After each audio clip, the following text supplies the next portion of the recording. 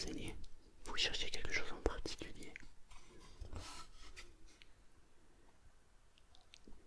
Oui, bien sûr. J'ai pratiquement tout, bien sûr.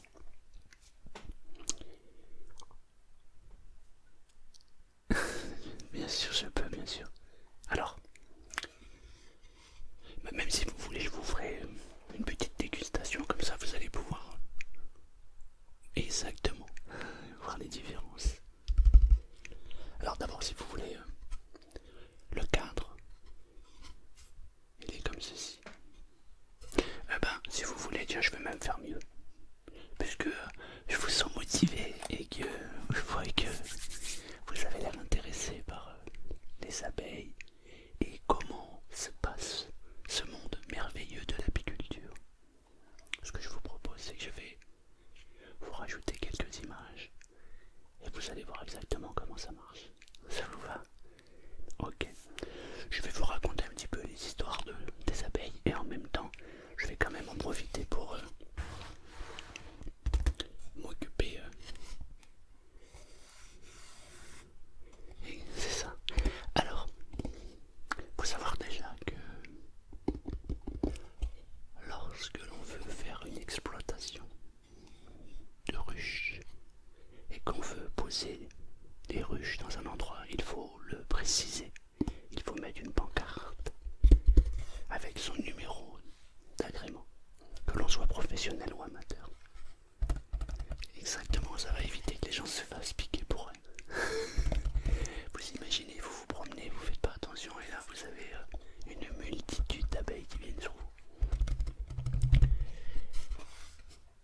Alors, il y a une petite préparation. On ne peut pas aller se présenter comme ça au niveau des abeilles. Il faut que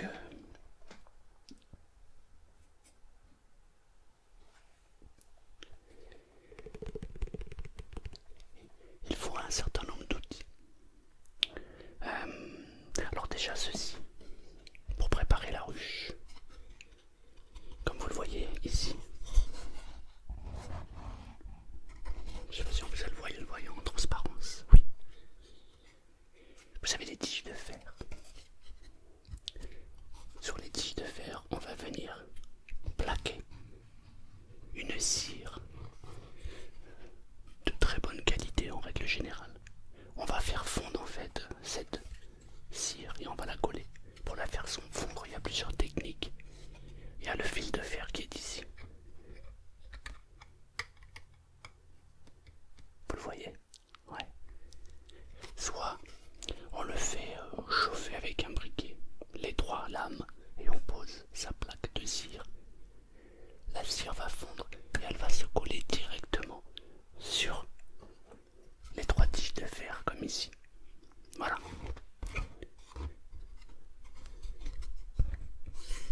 Après il y a d'autres techniques, hein. Il y en a qui le font avec des fils électriques en fait, qui poussent le plus, le moins, ça chauffe la barre et oui, ils le posent directement. J'ai un ami qui fait ça. D'ailleurs cette plaque a été faite comme ça. J'ai une technique qui est sympa. Ouais, c'est ça. Il faut faire attention, mais bon, comme partout, si on fait pas attention, on est un peu... on est mal barré, comme dirait l'autre. Alors, je sais pas, vous voulez voir comment ça se présente? La cire, donc elle est présentée comme ceci. Elle est... C'est un peu comme si elle était tissée, si vous voulez. Elle est présentée en rouleau, et ensuite elle est coupée en plaques à la dimension en fait des cadres. Exactement, c'est très simple. Ouais, tout à fait. Exactement. Alors ensuite, vous avez, on l'a vu passer là, vous avez l'enfumoir. L'enfumoir, c'est important parce que on asperge en fait la ruche à l'entrée de la ruche. C'est pour un peu étourdir les abeilles. Parce que si on n'étourdit pas les abeilles et qu'on commence à toucher aux ruches, on va passer un mauvais quart d'heure. Déjà, lorsque j'ai tourné ces images, honnêtement, je faisais pas le kéké. Il faut se présenter avec une tenue adéquate et des gants, mais des vrais gants, hein, des gants qui couvrent partout. Pour la petite histoire, lorsque j'ai tourné regardez ces images. J'ai les grands gants, mais c'est mon collègue qui me les a prêtés parce que je les avais égarés les miens. Et lui, il a pris des gants classiques. Et il a l'habitude, pas moi. Donc, on enfume un peu les abeilles. Ça les rend un peu étourdis. Et ensuite, on peut travailler sur la ruche. En réalité, il n'y a pas non plus beaucoup de travail. Il faut aimer les abeilles, sinon ça passe pas. Par exemple, lorsque nous nous sommes présentés pour réaliser ces images, eh bien, nous avons parlé aux abeilles avant d'intervenir. Nous leur avons dit bonjour les abeilles, bonjour mes belles. Nous allons juste faire un petit film. Alain, l'apiculteur, va s'occuper de vous, vous bichonner, et tout va bien se passer. Et du coup, elles étaient plutôt sympathiques avec nous. J'ai quand même eu quelques frayeurs, je vous l'accorde. Alors regardez, celle-ci par exemple, elle a été déjà travaillée par les abeilles, on peut le voir.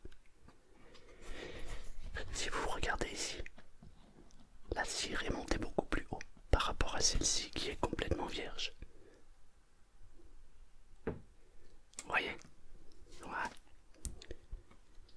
En fait, il y a d'abord la partie basse de la ruche qui est comme ceci.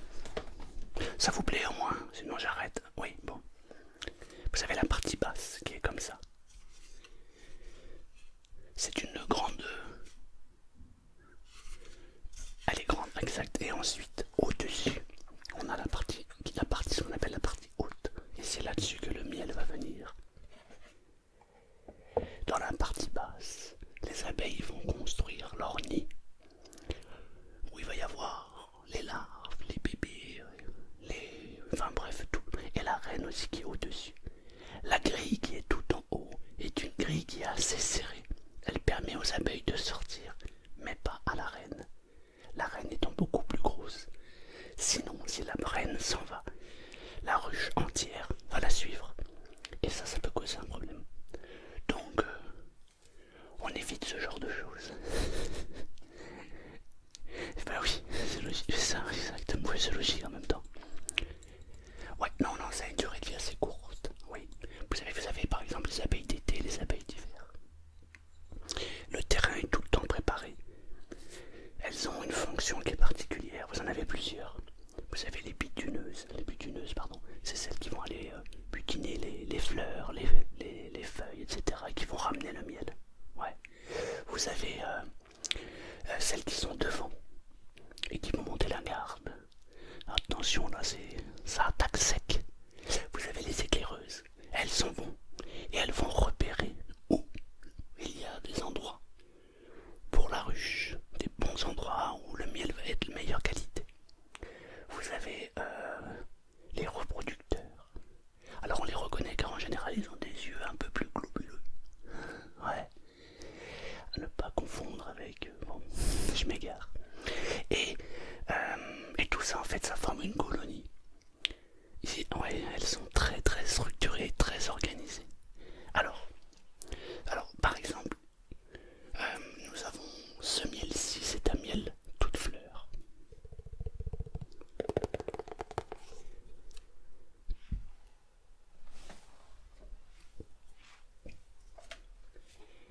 Ce miel aussi est un miel toute fleur. Mais ces deux miels-là n'ont pas du tout le même goût. Vous savez ce qu'on va faire? Nous allons goûter. Vous voulez goûter? Super. Alors,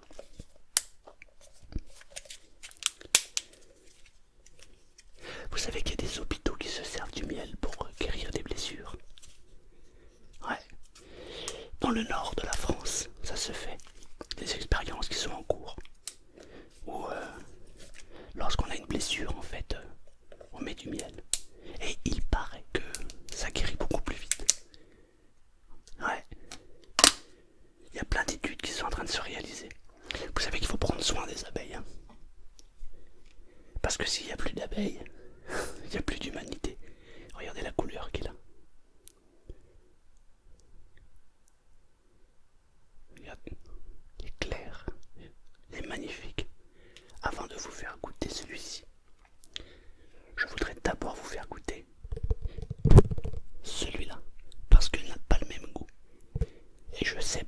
expérience que celui-ci plaît un peu moins que l'autre. Alors j'aimerais autant vous goûter celui-ci d'abord, sinon il va paraître fade par rapport à l'autre. Ensuite, je vous ferai goûter un miel de châtaignier. Assez fort le miel de châtaignier, exact, oui, oui, très fort. Moi je le garde principalement pour préparer des plats. Alors, il y a celui-ci. Alors, la différence en fait, c'est que ce miel-là est un miel toute fleur, mais on va dire qu'il était à l'orée d'un bois. Donc, ce n'est pas le même que celui-ci, car celui-ci était c'est du miel de plaine, toute fleur aussi. Et on sent une petite différence. Je suis malin, j'ai mis la cuillère complète dans le pot. Alors, ce que nous allons faire, si vous le voulez bien, je vais d'abord commencer par vous faire goûter le gros pot. C'est le pot que on voit enfin. Oui, c'est celui-là, exactement. Et ensuite, je vous ferai goûter le deuxième, c'est donc toute fleur en plaine. Vous êtes ok? Bon. Alors, on va commencer. Hop, celui-ci. Alors normalement, l'idéal c'est d'utiliser ceci. C'est un petit ustensile que l'on met à l'intérieur. Comme ça, on tourne. Le miel tourne autour et c'est beau, c'est plus facile. Je suis un gourmand, je préfère la cuillère, je vous le dis tout de suite. Le miel pour moi c'est la vie. D'ailleurs tout le monde devrait faire attention aux abeilles et prendre soin des abeilles. Alors,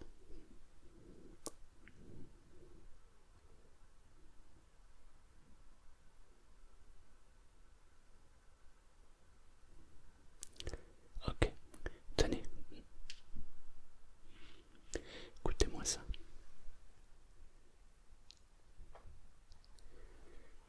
Alors je vais moi aussi prendre une cuillère. Ah là c'est une tuerie, hein. Ah oui. Alors,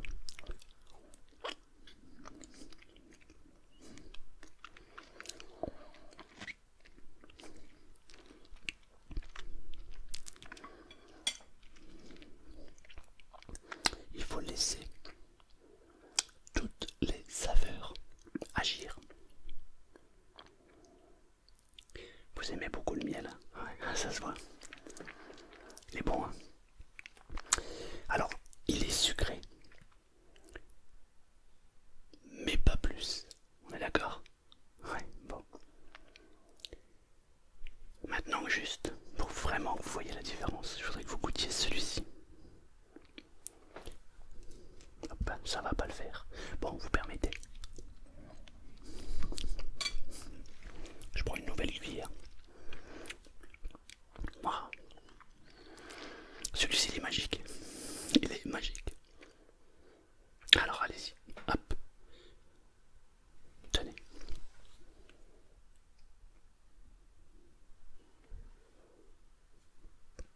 Je suis obligé de vous raccompagner du coup.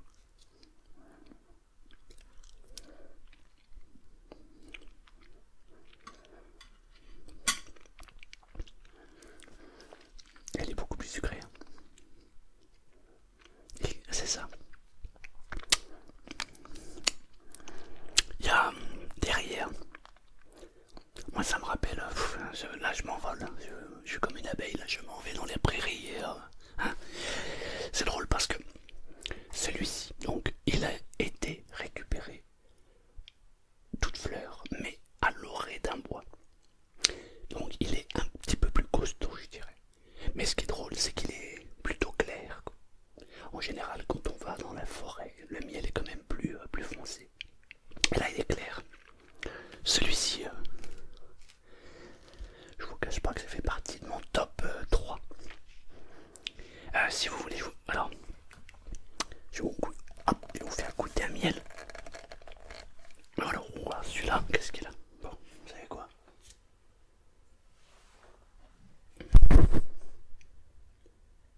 Tiens, celui-ci, c'est un miel de fleurs aussi. Tiens, sentez déjà la différence. Vous avez vu? Beaucoup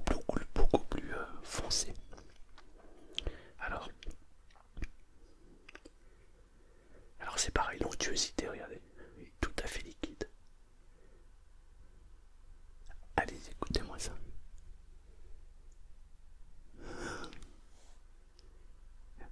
Je goûte avec vous.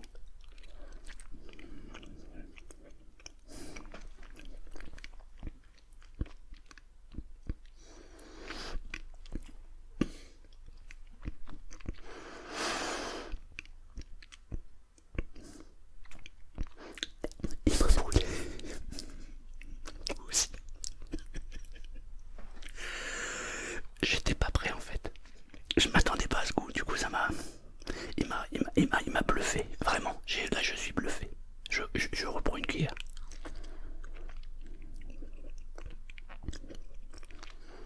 Alors je sais pas.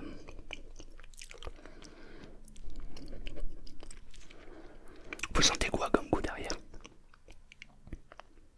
Et c'est ça. Ah bah on est pareil. C'est un tout de fleur, mais alors il tire sur la figue. On le sent, hein. Oh, impressionnant. Waouh. Il est magnifique. En fait celui-ci, c'est un petit apiculteur qui habite pas très très loin de la maison. Il vient de démarrer. Il vient de se lancer. Waouh, il est magnifique. Il est splendide. Vous êtes d'accord avec moi? Waouh. Waouh, waouh, waouh. Impressionnant. J'ai été surpris sur la première fois aussi. Hein. Alors je voudrais vous faire goûter.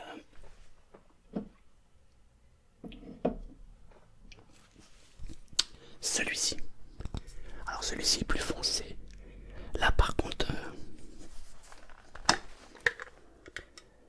là, c'est pas pareil. C'est particulier, hein, je vous l'avoue. Ah, c'est fort, hein, ouais, c'est du châtaignier. Personnellement, je n'aime pas trop. Je me sers du châtaignier, notamment pour la cuisine. Donc, mais je vais quand même vous faire goûter parce que les goûts et les couleurs, peut-être que vous adorez. Allez-y. Vous êtes comme moi. Ah. Pour moi, c'est fort. Pour moi, c'est un miel qui est très bon, mais c'est un miel de cuisine pour moi. Il est pour moi beaucoup trop fort. Vous aimez bien vous? Et vous aussi, vous le trouvez fort? Ouais, ouais, pas évident celui-ci, pas évident. J'aimerais aussi vous faire goûter celui-ci. Alors celui-ci est particulier car c'est un miel qui est compact. C'est du romarin, miel de romarin. Waouh! Je déteste l'arrière-goût du châtaignier derrière. Non, regardez. Non, pardon, je dis regardez, sentez plutôt. Vous avez vu? Alors, je suis quelqu'un de visuel. Donc c'est pour ça que je dis toujours regardez, vous avez vu. Alors, il est plus compact, mais il est, on va dire, crémeux. Regardez comment ça fait. Allez-y, romarin.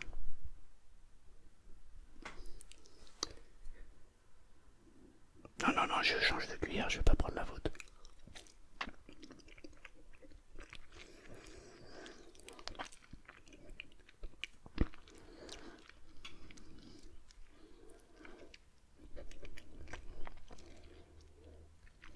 Comment vous le trouvez? Ouais. Ouais, moi aussi. Ouais. Dans un thé, par exemple, ça ferait un bon mariage. Ouais. Un thé ou une tisane. Celui-ci, le châtaignier, non, pour la cuisine, ça c'est clair. Bon, le châtaignier, j'accroche pas trop.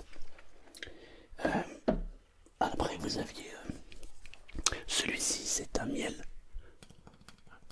de lavande. Vous voulez goûter le miel de lavande? Ouais. Sentez-moi ça. Ouais. C'est bon, hein? Surprenant. Alors, je vais vous faire goûter le miel de lavande. Bon, déjà, regardez, la teneur, elle est parfaite. Vous savez qu'en Chine, il y a des endroits où c'est tellement pollué que ce sont les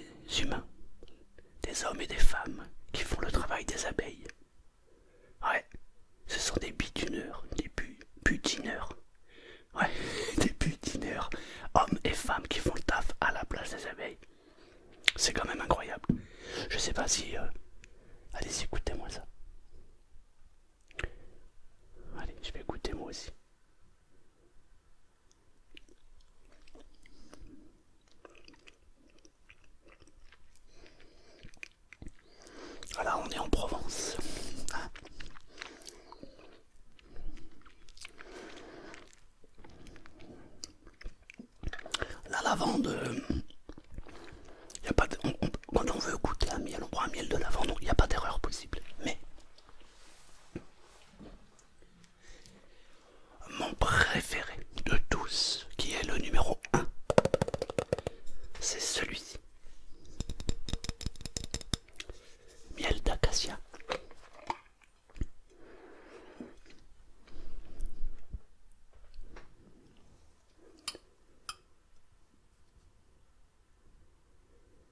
Alors déjà, regardez la texture. Extra liquide. Goûtez-moi ça.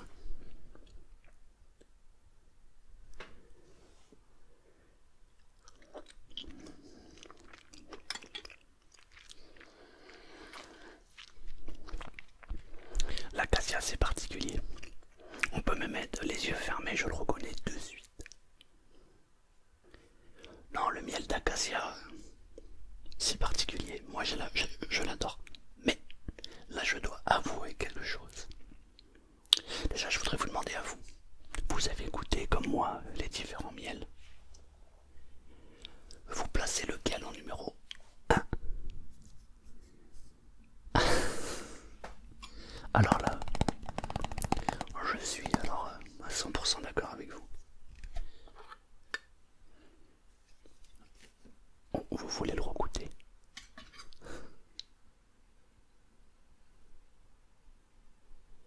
Alors là, c'est la première, c'est sa première cuvée, on va dire. Il n'avait jamais fait de miel auparavant. Et bah là, je peux vous dire que... Alors, je vais goûter aussi avec vous, on va voir.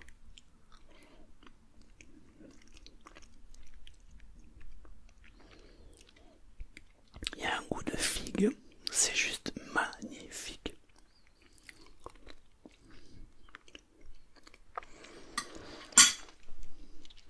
C'est magnifique. Vous le mettez en première position. Je fais exactement comme vous. Alors là, pour le coup, mais je vais même vous dire, pour moi, il est en première position et même de très très loin. Il n'y a même pas photo, quoi. C'est comme dire, c'est celui-là, il a 15 longueurs d'avance. C'est limite déjà un bonbon dans la bouche. On est d'accord? Waouh, c'est impressionnant. En deuxième position, toute fleur des plaines. Je suis d'accord avec vous.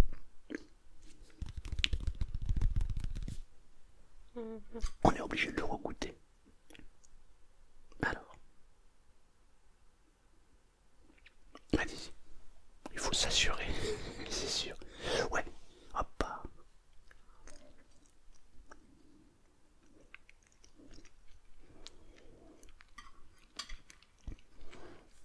Il est vraiment phénoménal. Waouh. On est d'accord. On va le classer en deuxième position. Vous vouliez combien vous vouliez un pot, deux pots, trois pots, vous vouliez combien? 3 pots de 500 grammes. D'accord, c'est pour tout l'hiver en fait. Ouais, d'accord. Non mais moi j'en ai toute l'année, si vous en avez besoin, vous revenez. Ouais. Non mais on a des stocks. Lequel? Miel de lavande. Disons que le miel de lavande c'est un classique. On ne peut pas se tromper avec le miel de lavande. Je vous refais goûter.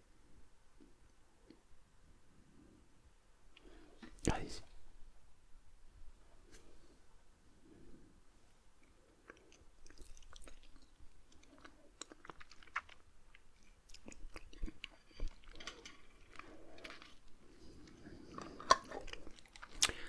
On sent bien la différence, hein. Ils sont bien classés. Là on sent vraiment l'arrière-goût de lavande. Le premier on sent vraiment cette odeur de figue là, c'est juste magique. Je suis d'accord avec vous, mais pour moi,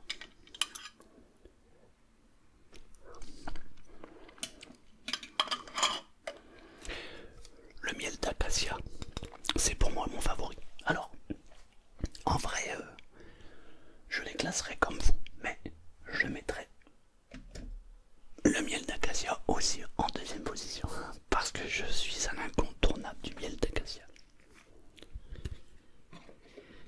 Alors,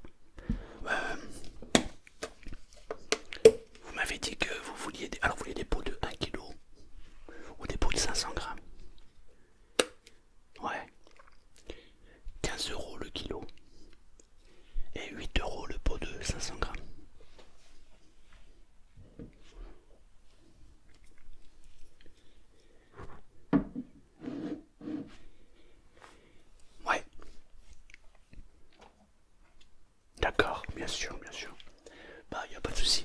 Ce qu'on va faire, c'est que vous allez aller les prendre en rayon et vous passez directement à la caisse. Et si jamais vous avez une question ou quoi aux caisses, ou si vous voulez goûter d'autres miels, parce que des arrivages, j'en ai souvent, eh bien, vous repassez quand vous voulez. Ouais, exactement. En tout cas, il faut prendre soin des abeilles. Hein? N'écrasez pas les abeilles. Je vais vous donner une technique qui marche très bien. Lorsqu'une abeille vient vous embêter, dites-lui d'arrêter. Dites-lui simplement arrête et va-t'en. En règle générale, elle arrête et elle s'en va. Ça peut paraître surprenant, mais ça marche, en tout cas avec moi, tout le temps. Lorsqu'une abeille vient s'égarer à la maison et qu'on entend alors j'ouvre la fenêtre ou la porte-fenêtre. Je tire le rideau, j'ouvre la porte en grand, je m'adresse à l'abeille et je lui dis hey, sors tout de suite. Ça marche. On voit l'abeille qui fait et qui sort. Il faut prendre soin des abeilles.